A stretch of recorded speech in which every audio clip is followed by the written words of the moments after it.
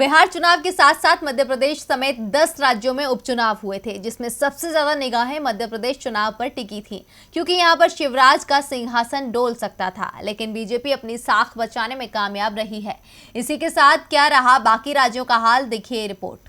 BJP के नेता ढोल नगाड़ों की थाप पर नाच रहे हैं, खुशी के मारे झूम रहे हैं, नेताओं के चेहरे चमक रहे हैं। ये मौका ही इतना खास है क्योंकि आज सत्ता जो बची है, शिव की उम्मीद नहीं टूटी है। मध्य प्रदेश के विधानसभा उपचुनाव में बीजेपी ने जीत हासिल कर ली है।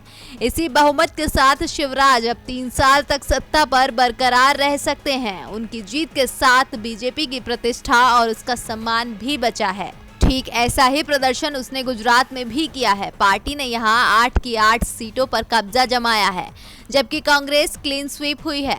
उत्तर प्रदेश में भी बीजेपी का ही बोलबाला रहा है। यहां पार्टी ने जीत का छक्का लगाया है, जबकि अखिलेश की साइकिल पंचर हो गई है। मायावती का हाथी भी हाँफता नजर आया है। इसके अलावा बीजेपी को अन्य राज्यों में निराशा झेलनी पड़ी है।